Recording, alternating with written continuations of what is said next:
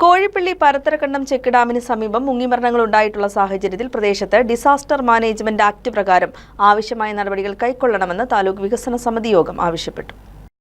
കോതമംഗലം താലൂക്കിലെ വനമേഖലയോട് ചേർന്ന് വരുന്ന പ്രദേശങ്ങളിലെ വന്യമൃഗശല്യം തടയുന്നതിനായി നിലവിൽ പ്രഖ്യാപിച്ചിട്ടുള്ള ഫെൻസിംഗ്, ഹാങ്ങിംഗ് ഫെൻസിംഗ്, ട്രെഞ്ചിംഗ് എന്നിവയുടെ നിർമ്മാണ പ്രവർത്തനങ്ങൾ വേഗത്തിലാക്കുന്നതിന് വേണ്ട നടപടികൾ സ്വീകരിക്കണമെന്ന് താലൂക്ക് വികസന സമിതി യോഗം വനം വകുപ്പിന് നിർദ്ദേശം നൽകി. Kothamangalam bypass road, Thangalam Kakkanad road എന്നിവയുടെ വിവിധ ഭാഗങ്ങളിൽ നൈറ്റ് പട്രോളിംഗ് ശക്തമാക്കുന്നതിന് വേണ്ട നടപടി സ്വീകരിക്കണമെന്നും യോഗം എക്സൈസ് അധികൃതരോട് നിർദ്ദേശിച്ചു. നോ പാർക്കിംഗ് സൈൻ ബോർഡുകൾ നഗരത്തിന്റെ കൂടുതൽ ഭാഗങ്ങളിൽ സ്ഥാപിക്കുന്നതിന് താലൂക്ക് വികസന സമിതി യോഗം PWDക്ക് നിർദ്ദേശം നൽകി. അമിത വേഗത മൂലമുണ്ടാകുന്ന വാഹന അപകടങ്ങൾ കോതമംഗലത്ത് കൂടുതലായി റിപ്പോർട്ട് ചെയ്യുന്ന സാഹചര്യത്തിൽ പ്രധാന വഴികൾ എന്നതുപോലെ തന്നെ ഗ്രാമീണ റോഡുകളിലും പോലീസിന്റെയും മോട്ടോർ വെഹിക്കിൾ ഡിപ്പാർട്ട്മെന്റിന്റെയും കൃത്യമായ നിരീക്ഷണം ഉണ്ടാകണമെന്നും യോഗം നിർദ്ദേശിച്ചു. വാഹന പരിശോധനയിൽ ഉടമകളുടെ ഇൻഷുറൻസ്, ലൈസൻസ് എന്നിവ കാലഹരണപ്പെട്ടതാണോ എന്ന് പരിശോധിക്കുന്നതിനും ടൗണിലെ ബൈപ്പാസ് റോഡ് ഉൾപ്പെടെയുള്ള വിവിധ റോഡുകളിലെ അനധികൃത പാർക്കിംഗ് നിയന്ത്രിക്കുന്നതിനും അമിത വേഗതയ്ക്കെതിരെ നടപടി സ്വീകരിക്കുന്നതിനും MVD, പോലീസ് എന്നിവരോട് താലൂക്ക് വികസന സമിതി യോഗം നിർദ്ദേശിച്ചു. താലൂക്കിലെ പട്ടയാപേക്ഷകളിന്മേൽ സമയബന്ധിതമായി തീർപ്പ് കൽപ്പിക്കുന്നതിന് താലൂക്ക് വികസന സമിതി യോഗം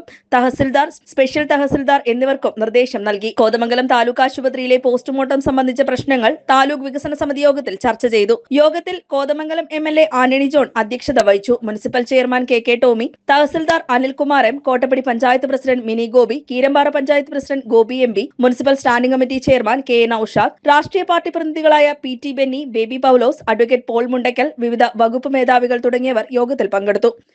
മറ്റു പ്രദേശങ്ങളിൽ ഹാങ്ങിങ് ഫെൻസിങ്ങിന്റെ വർക്കും അതോടൊപ്പം തന്നെ കുട്ടമ്പടിയിൽ മാത്രം 350ഓളം ലൈറ്റുകൾ വിവിധ മേഖലകളിൽ ഇപ്പോൾ സാമൂഹിക പൂർത്തീകരണ ഘട്ടത്തിലാണ്.